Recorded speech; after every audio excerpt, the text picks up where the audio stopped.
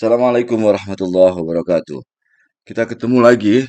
Kita setelah membicarakan Said Ahmad Khan, ada tokoh yang penting untuk dikenali yaitu Jamaluddin Al-Afghani.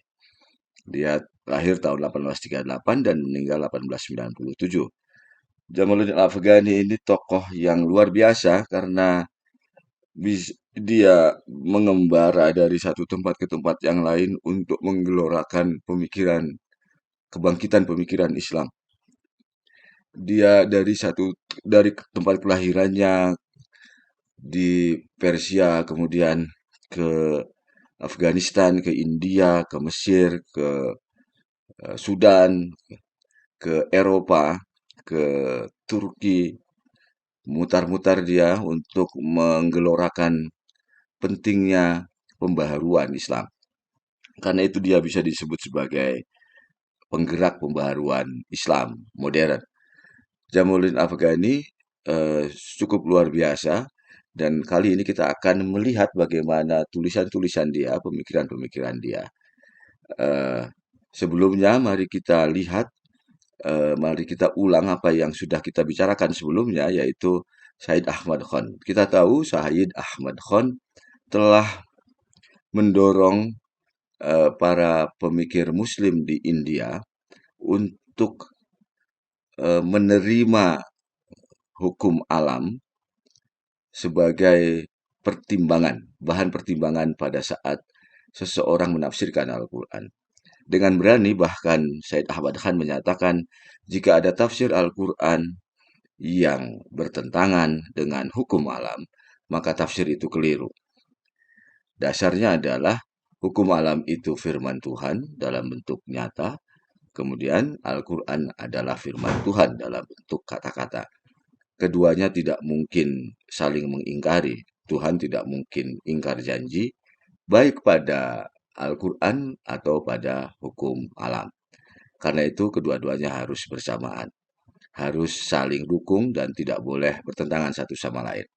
Jadi Said Ahmad Khan kelihatan mengadopsi atau menerima sains modern sebagai sesuatu yang pasti benar. Nah, pada saat Said Ahmad Khan menyatakan itu, Afghani ada di India, di Hyderabad. Karena itu dia memberikan kritiknya terhadap Said Ahmad Khan. Kritiknya adalah ini. Ini dimuat kemudian di Al-Urwa Al-Wustuqa. Itu majalah yang dibuat oleh Jamaluddin Afghani. Tapi sebelumnya dia membuat ini di Hyderabad di India. Ini komentar Jamaluddin Al-Afghani terhadap Said Ahmad Khan. Bagi Al-Afghani, Said Ahmad Khan itu mempersembahkan diri kepada Inggris dan mengambil beberapa langkah untuk membuang agamanya, yaitu agama Islam, dan mengadopsi agama Inggris. Nah, keras sekali kritiknya ya. Ahmad Khan, kata Afghani dan para pengikutnya, menghapus pakaian agama dan secara terbuka menyerukan pengabaian terhadap agama, menginginkan perselisihan di antara umat Islam dan berusaha memecah belah. Ahmad Khan memperparah kesalahan orang-orang Islam, menebarkan perselisihan antara penduduk India dan Muslim lainnya. Ia menulis sejumlah buku yang bertentangan dengan kekhalifahan Islam. Itu kritik yang keras sekali, sangat terus terang, tapi memang itu salah satu ciri atau kekhasan Al-Afghani yaitu dia bicara belak-belakan untuk mengingatkan orang. Para materialis ini menjadi tentara untuk pemerintah Inggris di India. Mereka menghunus pedang mereka untuk memotong leher orang-orang Muslim sambil menangis untuk mereka dan berseru, "Kami membunuhmu hanya karena belas kasih padamu dan berusaha untuk meningkatkanmu dan membuatmu hidup nyaman."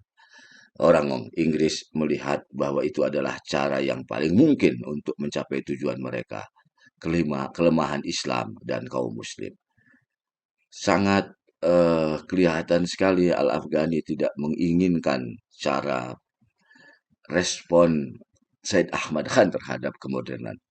Lalu kita akan lihat gimana kalau gitu respon Ahmad Khan, respon Said Jamaluddin Al-Afghani terhadap kemodernan. Mari kita lihat sejarahnya. Ini Afghani, dia lahir di 1838 di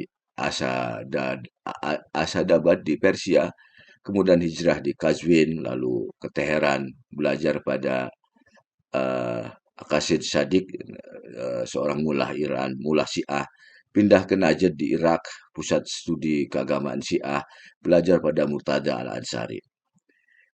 Ketika berusia 26 tahun, ia telah menjadi pembantu Pangeran Dost Muhammad Khan di Afghanistan. 1864 dia menjadi penasihat Syekh Ali Khan dan menjadi Perdana Menteri Afghanistan. Tapi itu hanya berumur sekitar 4 tahun karena 1868 kelompoknya kalah dan terusir oleh pihak Inggris, kemudian dia dihukum buang. Ini persentuhan pertama dia dengan Inggris, dengan Eropa. Dia kalah, kemudian dia diusir buang. 1869 mengasingkan diri di Irak selama 40 hari, lalu ke Istanbul, Turki. Jadi dari Afghanistan dia ke Irak, 40 hari kemudian dia ke Istanbul, Turki. Di sana kemudian dia diundang oleh Perdana Menteri Ali Pasha dari Turki. Eh, dan di situ Afghani mengemukakan gagasan tentang pan-Islamisme, yaitu persatuan negara-negara Islam. Pan-Islamisme itu seperti dibayangkan oleh Afghani seperti PBB. Negara-negara Islam bersatu di bawah satu organisasi yaitu Pan-Islamisme. Kemudian mereka saling dukung, saling bantu untuk mengusir penjajah, saling tukar pikiran untuk mengembangkan gagasan. Nah, eh, Afghani mengusulkan itu kepada Turki Utsmani sebagai kekhalifahan terbesar waktu itu, bahwa sudah saatnya umat Islam membuat pan-Islamisme agar bisa menghadapi kemodernan. Kemudian 1870, jadi setahun kemudian eh, setahun atau beberapa bulan kemudian setelah di Turki, Afghani diangkat menjadi Dewan Pendidikan Utsmaniyah. 1871 Afghani kembali ke Kairo, ke Mesir. Ia di situ mendirikan koran atau majalah yang tadi Ruwatul Wusko. 1876 ia bergabung dengan para politikus Mesir membentuk satu partai politik namanya Hizbul Waton, Partai Kebangsaan. 1879 dia diusir oleh penguasa Mesir yang baru, jadi ada perubahan kekuasaan, kemudian dia diusir. 1880, 1882 dia pergi ke Hyderabad di India Selatan. Nah, kemudian pada Januari 1883, Afghani bertemu dengan Wilfrid Van Bloon di London. 19 Januari 83, Afghani melakukan perjalanan ke Paris dan bergabung dengan Grand Orient Lodge of France. 1884, Muhammad Abduh, muridnya yang di Mesir yang sebelumnya bertemu dengan Afghani pada saat dia di Mesir, bergabung dengan Afgan di Paris. Kemudian keduanya bersama-sama menerbitkan Jamiat Al-Wusko. Pada saat di Mesir ini, Afghani dan Abduh berdebat dengan Ernest Renan. Ernest Renan ini adalah salah satu orientalis, salah satu pemikir Perancis yang menjelekkan Islam, menyatakan bahwa kemunduran peradaban saat itu yang dialami oleh Mesir dan negara-negara Islam itu karena ajaran Islam yang ngaco, ajaran Islam yang tidak kompatibel dengan kemodernan. Afghani dan Abduh tidak merasa bahwa kritik itu tidak mendasar, dan dia menyatakan bahwa kemajuan modern juga bukan didasari oleh kekristenan. Dibandingkan dengan Kristen, bahkan Islam memiliki inti ajaran agama yang cocok dengan kebaruan dan sains.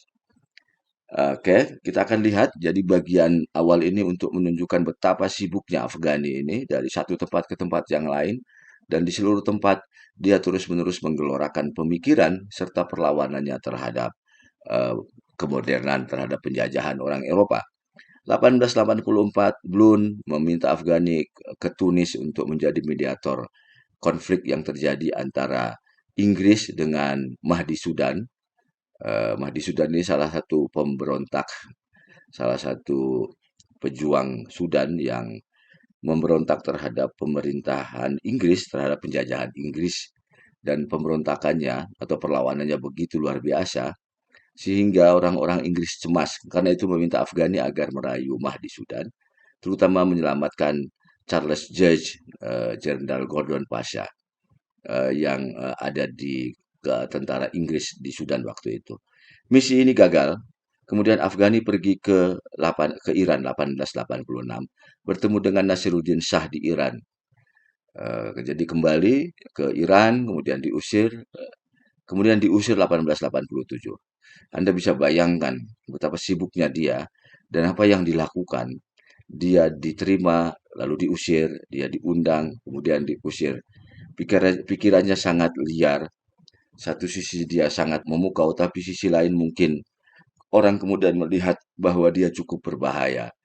Mei 1887 dia ke Moskow bersama Katkov, editor Moskow Gazette. Lalu dengan Katkov pergi ke Munich pada pertengahan 1889. Di sana bertemu lagi Perdana Menteri Iran dan memintanya kembali ke Rusia. Jadi Perdana Menteri Iran yang sebelumnya mengusirnya itu kemudian meminta bantuan kepada Afghani agar Afghani ke Rusia untuk menegosiasikan kepentingan Inggris dan Shah Iran. Afgan di Iran kemudian diusir pada 1891. Jadi perjalanannya adalah perjalanan dibutuhkan dan diusir. Musim panas 1892 diundang Sultan Abdul Hamid II ke Turki. Jadi setelah pergi dari Turki ke Mesir sebelumnya, kemudian dia balik lagi diundang lagi oleh Abdul Hamid II Turki. eh, jadi diusir, ditarik lagi, dianggap penting oleh Turki. Tetapi hanya beberapa waktu dari 1892 itu dia diterima di Turki dan setelah itu dia menjadi tahanan rumah. Jadi dia hanya dianggap penting sebentar, kemudian jadi tahanan rumah. Dan pada 9 Maret 1897, konon akibat kanker di dagunya, Afghani wafat. Ada juga rumor yang menyatakan bahwa dia diracun oleh Sultan Turki. Konon selama di Turki yang kedua ini Afghani menggelorakan kritik terhadap pemerintahan Turki, kemudian menentang beberapa kebijakan Turki yang saat itu Turki sedang mengalami keruntuhan.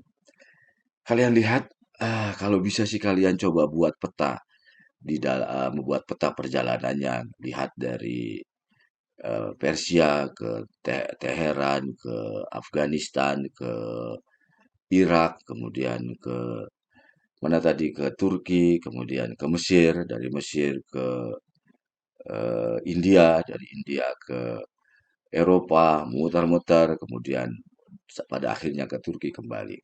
Perjalanannya panjang dan seluruh perjalanannya menggelorakan perlawanan terhadap Eropa. Tapi pada titik tertentu dia terlihat juga bisa bersahabat dengan beberapa orang Eropa untuk kepentingan tertentu. Jadi ini tokoh yang cukup unik. Kalau kalian mengenal Che Guevara, sebenarnya kita bisa menyatakan bahwa Che Guevara versi Islam adalah Afghani ini. Ini salah satu tulisan dari Jamaluddin Al-Afghani yang menggelorakan pentingnya pembaharuan pemikiran Islam. Dia menyatakan, "Mengapa Anda tidak mengalihkan pandanganmu dari buku-buku yang rusak itu dan mengapa kamu tidak melihat ke dunia yang luas ini?" Ini kritik terhadap para pelajar muslim. "Mengapa Anda tidak menggunakan refleksi dan pemikiran Anda sendiri pada peristiwa dan penyebabnya tanpa selubung karya-karya ulama itu?" Dia mengkritik kecenderungan para ulama waktu itu, para pelajar waktu itu yang takut untuk berpikir berbeda, selalu saja menghubungkan dengan karya-karya lama. Mengapa Anda selalu memanfaatkan pikiran-pikiran yang agung itu pada masalah-masalah sepele?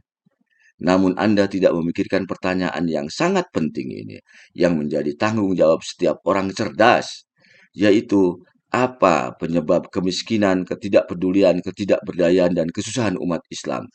Dan adakah obat untuk fenomena penting dan kemalangan besar ini? Ataukah tidak ada?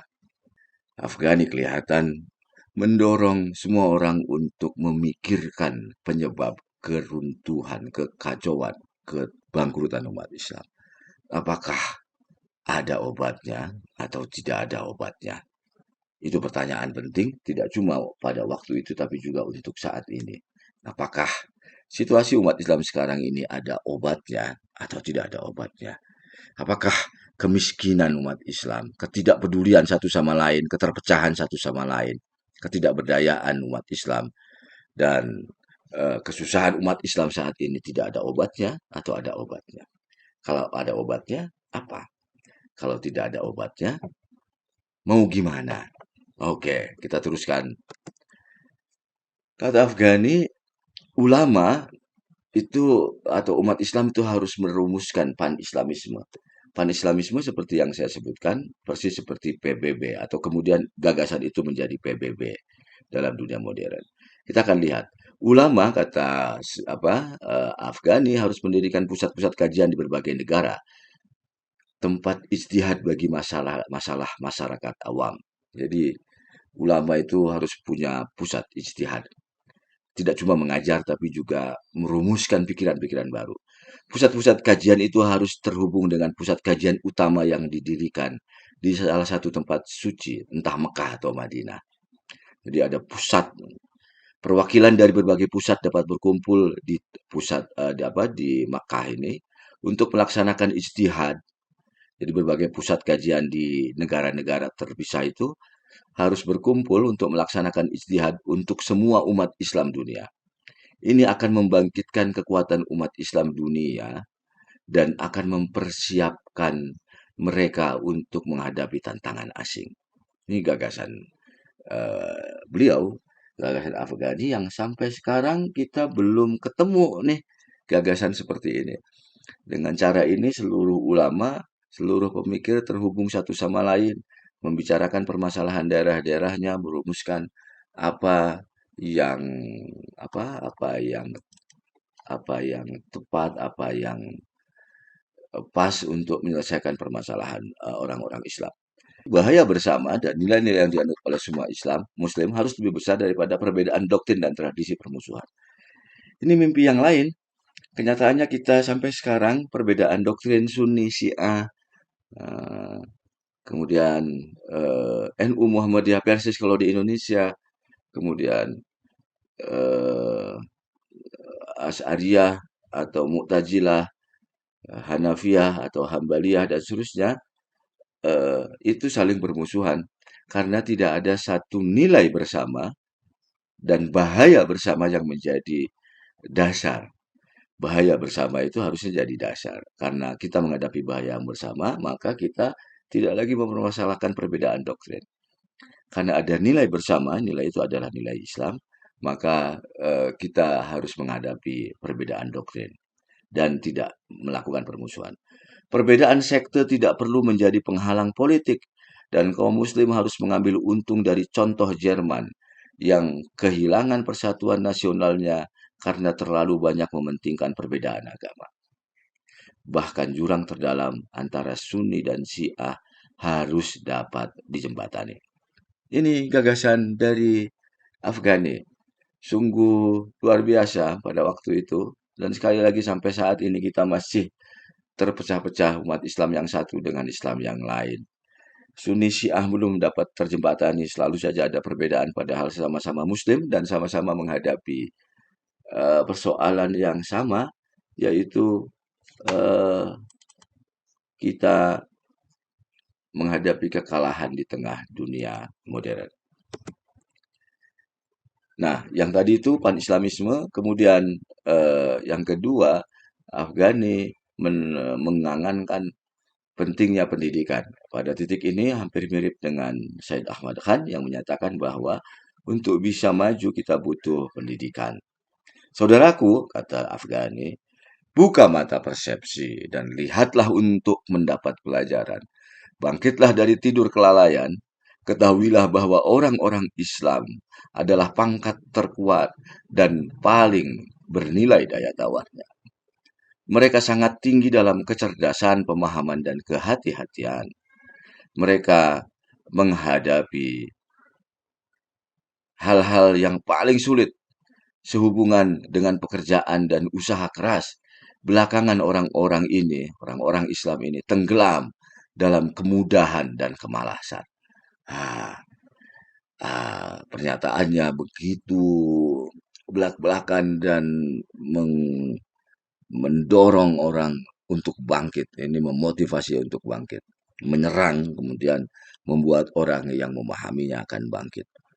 Kita, umat Islam, harusnya pangkat tertinggi, tetapi sekarang menghadapi kemalasan yang membuat pangkat tertinggi itu tidak didapatkan. Saudara-saudaraku, ini kata Afghani, apakah kita tidak akan mengambil contoh dari bangsa-bangsa yang beradab? Mari kita melirik prestasi orang lain.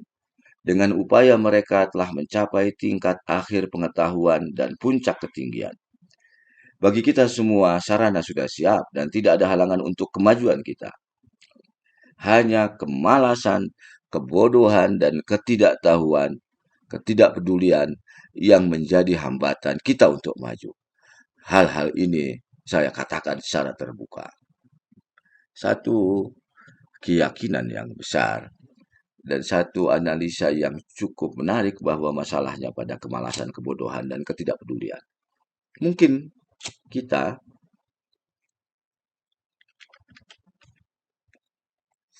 masih mengidap hal itu. Kita masih malas, kita masih bodoh, kita masih tidak peduli. Nggak pernah terfikirkan gimana nasib umat Islam. Itu tidak peduli. Kita malas untuk bergerak. Kita malas untuk melakukan sesuatu. Kita bodoh untuk melakukan analisa. Apa sih penyebabnya? Apa sih? Kalau ini sakit, apa sih obatnya? Apakah obatnya tidak akan ditemukan? Kita punya organisasi-organisasi, ada NU, Persis, Muhammadiyah. Itu organisasi yang harusnya besar misalnya. Tapi pertanyaannya, kenapa masih segitu juga? Apakah masalahnya? Apa obatnya? Mungkin kita atau kalian atau saya tidak peduli pada itu semua. Padahal umat Islam terus-menerus berada dalam satu tantangan. Teologi Islam mendorong kita untuk menanggapi itu, lalu merumuskan apa yang harus dipikirkan, apa yang harus dilakukan. Afghani mendorong itu. Kita lihat pernyataan lain. Orang-orang Muslim tidak boleh berpaling pada peniruan murni orang Eropa, karena ini akan membuka negara mereka menerima orang Eropa. Kita lihat yang ditolak oleh Afghani adalah peniruan murni, menjiplak habis-habisan. Eropa itu tidak dibolehkan oleh Afghani, tidak disarankan oleh Afghani. Dan penolakan ini cukup rasional karena didasarkan jika kita meniru murni orang Eropa, maka kita akan menerima orang Eropa. Dan Anda harus tahu pada saat itu orang Eropa yang datang ke negeri-negeri Muslim adalah orang Eropa yang menjajah. Jadi kalau kita menerima murni orang Eropa, maka ketika orang Eropa datang, kita tidak melakukan perlawanan. Kita akan membiarkan negara kita akan dijajah oleh Eropa. Karena itu kita tidak boleh melakukan peniruan murni, kita harus menyaring. Sebaliknya, kata Afghani, mereka harus menemukan inspirasi untuk reformasi dan sains dalam teks agama mereka sendiri, terutama Al-Quran. Jadi jangan meniru murni, hanya melakukan penyaringan, yaitu menemukan inspirasi untuk mereformasi ajaran agama dan menemukan inspirasi dari sains, kemudian menemukan jawaban dari teks agama sendiri yaitu Al-Quran. Yang terakhir ini yaitu Al-Quran, kata Afghani, jika ditafsirkan dengan benar, akan kompatibel dengan nilai-nilai modern dan bahkan akan dapat mengarahkan sains. Luar biasa. Dia menyatakan bahwa Al-Quran tidak cuma kompatibel dengan nilai modern, tetapi akan menjadi pemandu bagi sains. Itu keyakinan Afghani. Jadi kalian atau kita semua jika mau melakukan perbaikan, jika mau melakukan pemikiran baru di dunia modern ini, harus belajar Al-Quran, harus menyerap inspirasi dari sains modern, tapi kemudian mengorientasikan agar sains itu diarahkan, dipandu oleh Al-Quran. Mungkin ini gagasan awal dari Wahyu Memandu Ilmu yang dikembangkan di UIN Sunan Gunung Jati Bandung. Betapa sangat aneh, ini kata Afghani, bahwa orang-orang Muslim mempelajari ilmu-ilmu yang dianggap berasal dari Aristoteles dengan kegembiraan terbesar, seolah-olah Aristoteles adalah salah satu pilar orang-orang Muslim. Namun jika diskusi terkait dengan Galileo Galilei, Newton, dan Kepler, mereka menganggap mereka itu orang kafir. Ya, itu yang terjadi di kita juga. Mantik itu dari Aristoteles dan dipelajari di semua pesantren tanpa kecurigaan. Tetapi ketika mendengar ilmuwan-ilmuwan baru, banyak-banyak pesantren menolak itu bahwa itu sekuler, bahwa itu agak aneh. Kata Afghani, dan itu juga agak aneh. Kenapa Aristoteles diterima padahal itu bukan Muslim, itu orang Yunani juga. Di sini disindir oleh eh, Afghani seakan-akan Aristoteles adalah salah satu pilar orang-orang Muslim, padahal tentu saja bukan. Namun jika diskusi terkait Galileo terhadap pemikiran-pemikiran baru, mereka menganggap mereka orang kafir. Sungguh aneh. Oke, ayah dan ibu sains adalah bukti, dan bukti bukanlah Aristoteles atau Galileo. Sains yang harus dilihat bukan orangnya. Yang benar adalah di mana ada bukti, dan mereka yang melarang sains dan pengetahuan dengan keyakinan bahwa mereka melindungi agama Islam adalah musuh agama itu. Jadi yang benar adalah kita menerima sesuatu berdasarkan eviden, berdasarkan bukti. Kalau buktinya benar kita terima walaupun itu dari manapun. Karena itu mereka yang melarang sains dan ilmu pengetahuan dengan keyakinan bahwa mereka melindungi agama Islam itu musuh agama karena agama itu berbasis pada bukti, bukan pada klaim, bukan berasal dari manapun. Agama Islam adalah agama yang paling dekat dengan sains dan pengetahuan, dan tidak ada ketidaksesuaian antara sains dan pengetahuan dengan dasar dari iman Islam. Ini keyakinan dari Afghanistan, dari Al-Afghani, bahwa kita semua memiliki ajaran yang kompatibel, yang sesuai dengan sains. Jadi sains tidak boleh ditolak. Ini jawaban terhadap tantangan sains, tantangan modern. Terimalah sainsnya, karena iman, konsep iman Islam kita tidak bertentangan dengan sains. Agak mirip tentu dengan Said Ahmad Khan yang menyatakan modern adalah jadidiyah, pramodern adalah jahiliyah. Islam berangkat dari jahiliyah menuju jadidiyah, tetapi anehnya sekarang menolak jadidiyah. Itu sama saja dengan menerima jahiliyah. Agak mirip dengan Said Ahmad Khan di wilayah ini. Filsafat, nah ini yang menarik dari Afghani. Filsafat adalah jalan keluar dari sensasi sempit kebinatangan ke arena perasaan manusia yang luas. Filsafat menghapuskan kegelapan takhayul binatang dengan cahaya kecerdasan alami manusiawi. Transformasi kebutaan dan kurangnya wawasan menjadi pandangan terang yang dan penuh wawasan. Filsafat memberi penyelamatan dari kebiadaban dan kebiadaban, kebodohan dan kebebalan, dengan masuk ke kota pengetahuan dan keterampilan yang baik. Secara umum, manusia dapat menjadi manusia dan menjalani kehidupan rasionalitas suci. Tujuannya adalah kesempurnaan manusia dalam akal, pikiran, jiwa, dan cara hidup. Kesempurnaan dalam cara hidup seseorang dan kesejahteraan dalam penghidupan adalah prasyarat utama untuk kesempurnaan pikiran dan jiwa. Filsafat adalah penyebab pertama aktivitas intelektual manusia dan keluarnya dia dari dunia binatang. Dan itu adalah alasan terbesar untuk pergerakan suku dan bangsa dari keadaan nomadisme dan kekejaman terhadap budaya menjadi berperadaban. Ini adalah penyebab utama dari produksi pengetahuan, penciptaan ilmu, pengetahuan, penemuan industri, dan inisiasi kerajinan. Luar biasa, pernyataan Afghani begitu menggebu-gebu dan mendorong kita belajar filsafat. Al-Afghani kemudian mengajukan eh, beberapa argumen pentingnya filsafat. Pada pernyataan sebelumnya kita melihat Afghani eh, mendorong umat Islam untuk belajar filsafat karena filsafat bisa mendorong orang keluar dari kejumudan, ketidakpedulian, dan kebodohannya. Bahkan dengan bahasa yang kasar, Afghani menyatakan filsafat dapat mengeluarkan orang dari kebinatangannya menuju kemanusiaan. Ini alasannya. Pertama, sementara bagi Nabi,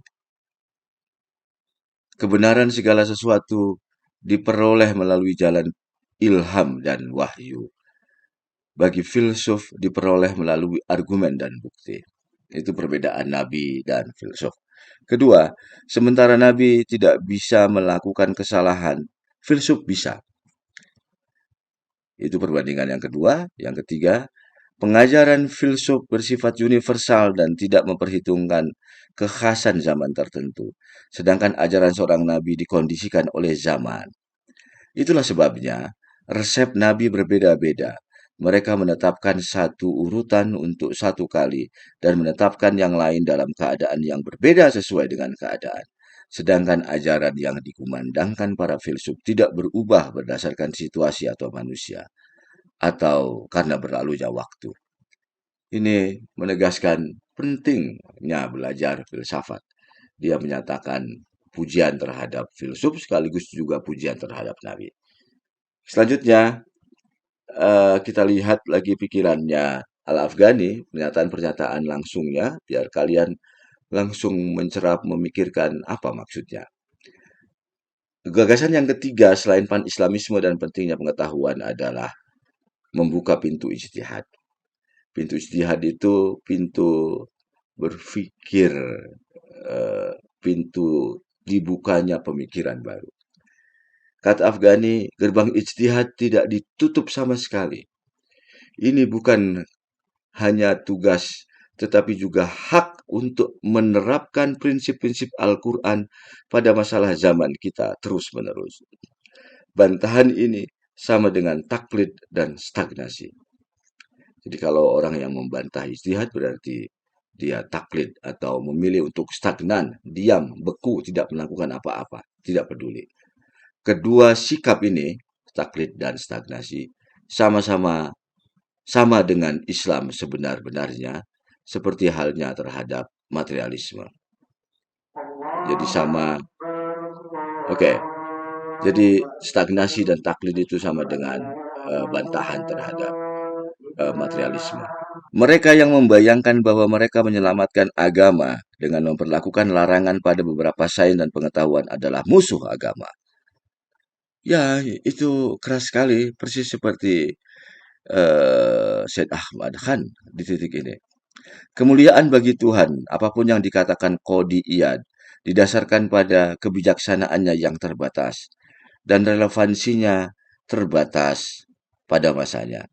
Apakah tidak ada orang lain selain qodiyat yang berhak menyampaikan pendapat yang lebih jelas dan lebih benar, yang lebih dekat dengan kebenaran daripada pendapatnya dan pendapat ahli hukum lainnya? Ini contoh bagaimana cara kita berpikir kadang-kadang menyatakan bahwa ini sudah dikemukakan oleh ulama tertentu dan dianggap lebih benar, padahal bisa jadi kebenarannya itu sebenarnya relatif. Mengapa perlu untuk membatasi pada pernyataan manusia dan jatuh ke dalam sikap statis, sedangkan orang-orang ini tidak pernah merasa dibatasi oleh pernyataan leluhur mereka? Mereka menggunakan kecerdasan mereka sendiri. Mereka menarik kesimpulan dari sumber-sumber asli dan membuat pernyataan tentang otoritas itu. Mereka menyelam jauh ke lautan pengetahuan dan menghasilkan mutiara yang sesuai dengan kebutuhan waktu mereka sendiri, yang akrab dengan kecerdasan generasi mereka sendiri. Aturannya memang berubah seiring dengan perubahan waktu. Afghani sedang menyeru kalau ulama zaman dahulu boleh untuk menjawab, menghasilkan pemikiran baru untuk menjawab persoalan, mestinya sekarang juga kita boleh melakukan itu.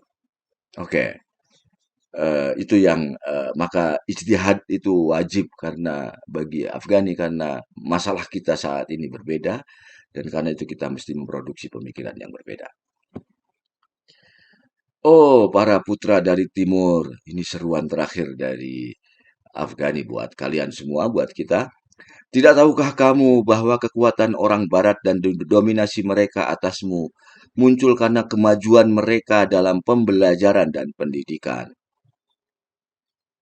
Sebab obatnya adalah itu. Kemerosotanmu pada bidang dan kemerosotanmu pada bidang-bidang ini. Apakah kamu puas diri akan prestasi masa lalu? Setelah kamu mencapai puncak kehormatan-kehormatan melalui pembelajaran dan pendidikan, untuk tetap berada dalam keadaan celaka, di mana kamu terjerumus ke dalam ketidaktahuan dan kesalahan. Berusahalah untuk memperoleh pengetahuan dan menjadi tercerahkan dengan cahaya kebenaran, sehingga dapat memperoleh kembali kemuliaan dan memperoleh kemerdekaan sejati. Baca lagi itu sendiri, kemudian tanyakan pada diri sendiri apakah kita, kalian semua, mengalami situasi yang seperti itu, tidak mau belajar, tidak mau terdidik, yang itu sama saja dengan membiarkan umat Islam terjebak. Demikian pemikiran Jamaluddin Al-Afghani. Sebenarnya kalian harus mengisi ini. Kira-kira menurut kalian Al-Afghani itu apa sih kenyataan yang dihadapinya? Apa hasil analisa dia? Menurut dia masalah teologisnya apa? Kemudian rumusannya apa setelah dicarikan dasar? Kemudian rumusan jawaban teologisnya apa untuk penyelesaian masalah yang dihadapi waktu itu? Terima kasih. Mudah-mudahan kalian terbakar semangatnya oleh Al-Afghani. Assalamualaikum warahmatullahi wabarakatuh.